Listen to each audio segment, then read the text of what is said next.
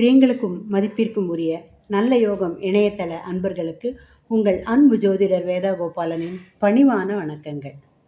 குரு பெயர்ச்சி ரொம்ப மெகா குரு பெயர்ச்சி, எல்லோரும் ஆவலுடன் எதிர்பார்த்துட்டு இருக்கிற குரு பெயர்ச்சி. இதற்கு பல காரணங்கள் உண்டு. குரு என்பவரே முழு சுபகிரகம். அவருடைய பெயர்ச்சி பெரிய நன்மைகளை ஏற்படுத்தக்கூடிய ஒன்று. ஏற்கனவே நடந்திருக்கிற சனி பெயர்ச்சிக்கும் இந்த குரு பெயர்ச்சிக்கும் ஒரு பெரிய கனெக்ஷனும் உண்டு. ஆகவே இந்த குரு பெயர்ச்சி பலரின் வாழ்வில் மிக நல்ல மாற்றங்களையும் ஏற்றங்களையும் ஏற்படுத்தக்கூடியது. ஆமாம் மேடம், இப்படி தான் எல்லோரும் சொல்லிகிட்டு இருக்கீங்க. இந்த ஜோதிடத்தை கிண்டல் பண்ணுறவங்க சொல்லுவாங்க, இது உனக்கு அப்படியே கொட்டும் கொட்ட போகிறதுன்னு சொல்கிறாங்க, என்னத்தை கீழ்ச்சிது, எனக்கு ஒன்றும் நடக்கலை, எங்கள் ராசிக்கு ஒன்றும் நடக்கலை, நான் பலர் சொல்லி கேட்டிருக்கேன். இந்த வருடம் நடக்கவிருக்கிற குரு பெயர்ச்சி 12 ராசிகளுக்கும் நல்ல பலன்களை கொடுக்க போகிறதுன்னு பற்றி எந்த விதமான சந்தேகமும் கிடையாது. அதற்கு காரணம் குரு தன்னுடைய உச்ச வீட்டுக்கு வருகிறார். இத்தனை நாளும் மிதுன ராசியில் இருந்து கொண்டிருந்த குரு பகவான் மே மாதம் 26ஆம் தேதி 11 மணிக்கு கடகராசிக்கு வருகிறார். அதாவது ஜெமினி டு கேன்சர்.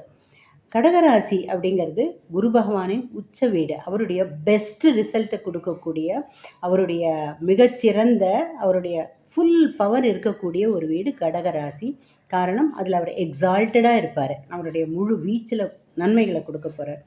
பொதுவாகவே குரு தன்னுடைய வீட்டுக்கு வந்தாலும் தன்னுடைய உச்ச வீட்டுக்கு வந்தாலும் என்ன செய்வார்னா, 12 ராசிகளிலும் உள்ளவர்களுக்கு கல்யாணம் ஆகாதவங்களுக்கு கல்யாணம் நடக்கும், குழந்தை பிறக்காதவங்களுக்கு குழந்தை பிறக்கும், குழந்தை பிறந்தவங்களுக்கு அந்த குழந்தை பெரிய, அதாவது அத்தனை நாளும் குறைகள் கஷ்டங்கள் இருந்தால் அதெல்லாம் நிவர்த்தி ஆகும். வேலை கிடைக்காதவங்களுக்கு வேலை கிடைக்கும். அதில் இம்ப்ரூவ்மெண்ட்ஸ் இருக்கும். வேலை இருக்கிறவங்களுக்கு வேலையில் ப்ரமோஷன், இன்க்ரிமெண்ட் எல்லாமே. பொதுவில் 12 ராசிகளுக்கும் நல்ல பலன் இருக்கும்.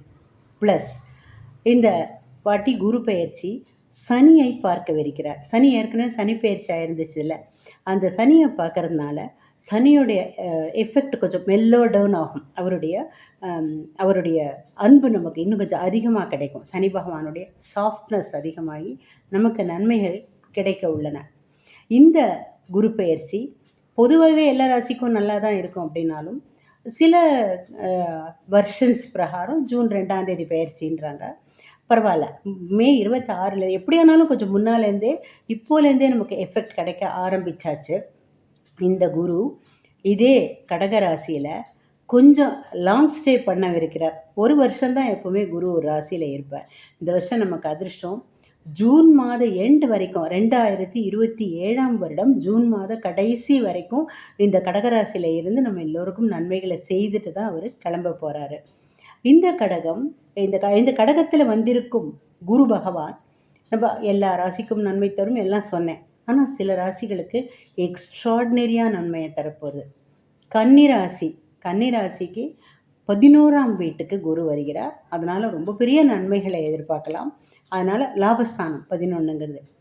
விருச்சிக ராசிக்கு 9ஆம் வீட்டில் குரு வருகிறார். அதனால் ரொம்ப நல்ல பலன்களை எதிர்பார்க்கலாம். மகர ராசிக்கு நேர 7ல் குரு மகர ராசியை பார்க்குறார், விருச்சிக ராசியை பார்க்குறார். அப்புறம் மீன ராசியை பார்க்குறார். மீனராசியில் இருக்கிற சனி பகவான் இருக்கார். அவருடைய கடுமைகளை இவர் குறைக்கப் போகிறார். ஆக நிறைய மிதுன ராசிக்கு 2ஆம் வீட்டில் தனஸ்தானம் மற்றும் குடும்பஸ்தானத்தில் வரதுனால மிதுன ராசிக்கு நன்மை செய்ய வருகிறார். What not. அப்போது உங்கள் வீட்டில் இந்த 4 ராசியில் யாராவது நிச்சயமாக இருந்தே தீர்வாங்க இல்லையா? அதனால் குடும்பத்துக்கே நன்மைகள்லாம் விளைய போகுது. ஆக இந்த குரு பெயர்ச்சி உங்களுடைய ராசிக்கு எப்படி இருக்குன்னு இப்போ குறிப்பாக பார்க்கலாமா? சிம்ம ராசிக்கு ஆக்சுவலி 12ஆம் வீட்டில் குரு வந்திருக்கார். 12ஆம் வீடுங்கிறது விரயஸ்தானம், மறைவிடம் எல்லாம் சொல்லுவாங்க. ஆனாலும் 12ஆம் வீட்டில் வந்திருக்கிற குரு உச்ச குருவாக, எக்ஸால்ட்டட் ஜூபிட்டராக வந்திருக்காரு. அது பெரிய ப்ளஸ் பாயிண்ட். ஏன்னா 12ஆம் வீடுங்கிறது விரயம், செலவு, இழப்பு, தண்டனை இதையெல்லாம் குறிக்கிற வீடு. அந்த வீட்டில் குரு வந்திருக்கார் அப்படின்னா இந்த விஷயங்கள் எல்லாமே மட்டுப்படும். அல்லது ஒருவேளை செலவு வந்தாலும் அந்த செலவெல்லாம் நல்ல செலவுகளாகவும் இன்வெஸ்ட்மெண்ட்ஸாகவும், இந்த செலவின் மூலம் உங்களுக்கு மகிழ்ச்சி உண்டாவதாகவும் இருக்கும். பெரும்பாலும் குருன்றவர் முழு சுபகிரகம் என்பதால் பெரும்பாலும் சுபமான செலவுகளாக வரும். வீட்டில் ஒரு திருமணமோ ஏதேனும் ஒரு சுப நிகழ்ச்சியோ நடக்கும்.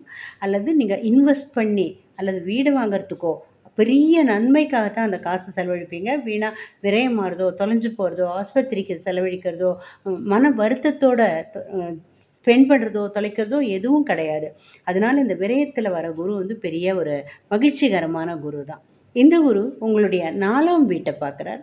4ஆம் வீடு அப்படிங்கிறது உங்களுக்கு ரொம்ப நல்ல விஷயங்களை குறிக்கிற வீடு. எஸ்பெஷலி நீங்கள் ஸ்டூடெண்ட்டுன்னு வச்சுக்கோங்களேன், you are going to excel, you are going to beat your self. உங்களையே நீங்களே எக்ஸெல் பண்ண போகிறீங்க.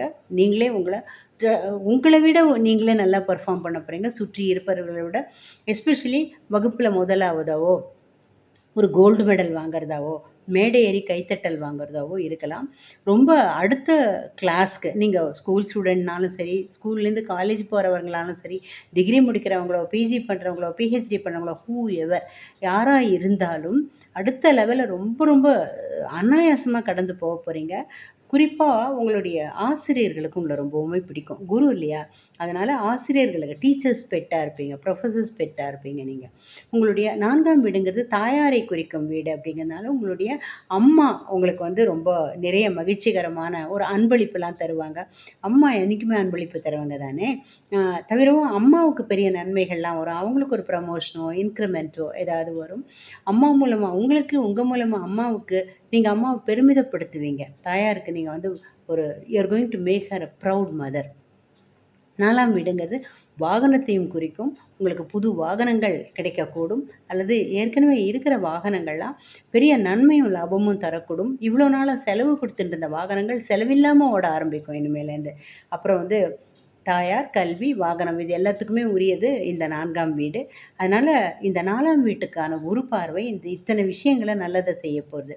குரு 6ஆம் வீட்டை பார்க்குறாரு. அடுத்தது 6ஆம் வீடு நட்பு ஸ்தானம், கடன் ஸ்தானம். நண்பர்கள்லாம் உங்களுக்கு வந்து ரொம்ப நல்ல நண்பர்கள் அமைவார்கள். தீய நண்பர்கள் ஆட்டோமேட்டிக்காக உங்களை விட்டு நகர்ந்து போயிடுவாங்க. இத்தனை காலமாக நீங்கள் அவங்கள நல்லவங்க நினச்சிட்டு பழகியிருப்பீங்க. அவங்களோட சுயரூபம் புரிஞ்சு நீங்கள் நகர்ந்து வருவீங்க, அல்லது அவங்க உங்களை விட்டு நகர்ந்து போவாங்க. அதே மாதிரி கடன்கள், இத்தனை நாளாக இருந்த கடன், பயங்கர கடன் ப்ரெஷரில் இருந்திருப்பீங்க. ருணரோக சத்ருஸ்தானம்னுவாங்க 6ஆம் வீட்டை. அதனால் கடன்கள் குறைய ஆரம்பிக்கும். ஒருவேளை நீங்கள் எதனா ஒரு நல்ல காரணத்துக்காக லோன் அப்ளை பண்ணியிருந்தீங்கன்னா ரொம்ப அனாயாசமாக அந்த லோன் சாங்ஷன் ஆகிடும். அடுத்தது குரு பார்க்குறது உங்களுடைய 8ஆம் வீட்டை. 8ஆம் வீடுங்கிறது உங்களுடைய ஆயுளை விருத்தி பண்ணித்தரும், உங்களுடைய ஆரோக்கியத்தை மேம்படுத்தி கொடுக்க போகிறது. 8ஆம் வீட்டின் குரு பார்வை உங்களுக்கு பெரிய நன்மைகளை எல்லாம் செய்ய போகிறது. ஆக உங்களுடைய உச்சமான குருவும் குருவின் பார்வைகளும் இந்த சிம்மராசி, ஆக்சுவலி சிம்மராசி ரொம்ப கஷ்டப்பட்டு இருந்தீங்க. ரொம்ப ஒரு கடந்த 2.5 வருஷமாக நேரடியாக ஒரு கண்டக சனி இருந்தது, 2.5 வருஷமாக தடை தாமதங்கள் இருந்தது.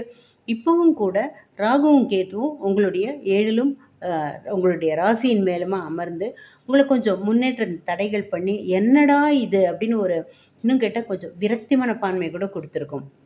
ஆனால் இந்த குரு ஒரு ப்ரீஸ் மாதிரி உங்களுக்கு கிடைக்கும். உங்களுடைய அந்த கவலைகள், கஷ்டங்கள், தடைகள், தாமதங்கள், விரக்தி மனப்பான்மை எல்லாம் மாறி ஒரு விதமான நிம்மதி, மனம் லேசாகும். வழிபாட்டு ஸ்தலங்களுக்கு போவீங்க. இதனால் வந்து உங்களுக்கு ஒரு நம்பிக்கை வரும், வாழ்க்கையில் ஒரு பாசிட்டிவிட்டி வரும். இதனால் சிம்மராசிக்கு இந்த குரு பயிற்சி பல வகைகளில் நல்லது தான் செய்ய போகிறது, மறைவிடத்தில் போனாலும். Good luck. உங்கள் ராசிக்கு குரு பயிற்சி ரொம்ப நல்ல முறையில் தான் இருக்குது, நல்ல பலன்களை தான் தரப்போகிறது. பார்வை நல்லா இருக்குது, இருக்கும் இடம் எந்த வகையிலையாவது நல்லா இருக்குது என்றாலும் கூட குருவுக்கான பரிகாரங்களை செய்தோம்னா இன்னும் அந்த பலன்கள் என்ஹான்ஸ் ஆகி கிடைக்கும். ஒரு பூஸ்டர் டோஸ் மாதிரி. நம்ம வந்து உங்களால் என்னென்ன பரிகாரங்கள் இதில் செய்ய முடியுமோ அல்லது எல்லாத்தையுமே செய்ய முடியும்னா ரொம்பவே நல்லது. வியாழக்கிழமைகளில் நெய் விளக்கு ஏற்றலாம். 3 நெய் விளக்குகள் நவகிரக சன்னதியில் ஏற்றலாம்.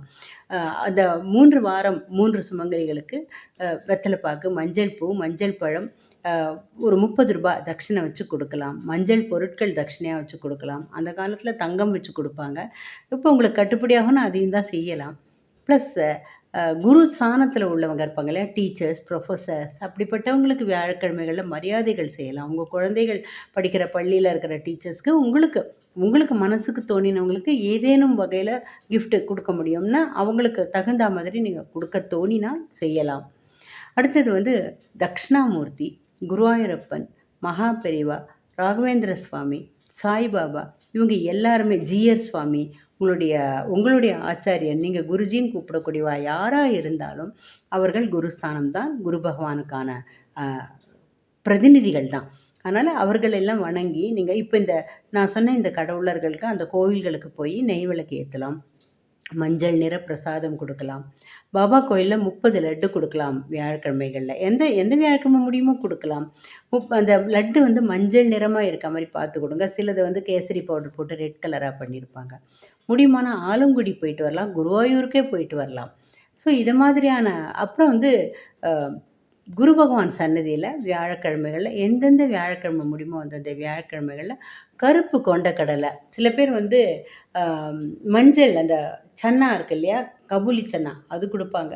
அது இல்லை கருப்பு கொண்டக்கடலை கொடுத்தீங்கன்னாக்கா அதுதான் வந்து குரு பகவானுடைய ரியலான பிரீத்தி. அதனால் கருப்பு கொண்டக்கடலை கொடுக்கலாம்.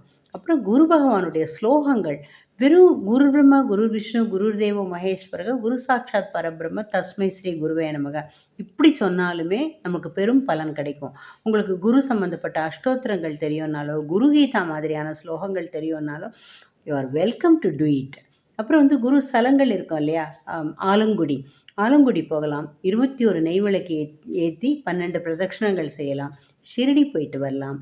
ராமானுஜர் சந்நிதிக்கு போகலாம். இது போன்ற குருவெல்லாம் வணங்கிட்டே இருக்கிறதுனால குரு உங்களுக்கு அளிக்கக்கூடிய பலன்கள் இன்னுமே ரொம்ப அபரிமிதமாக கிடைக்கும். குலதெய்வத்தை வணங்குங்கள். உங்கள் குலத்தில் இருக்கும் பித்ருக்களையும் வணங்குங்கள். உங்களுக்கு இந்த குரு பயிற்சி ரொம்ப பிரமாதமாக இருக்குது. Good luck, all the best.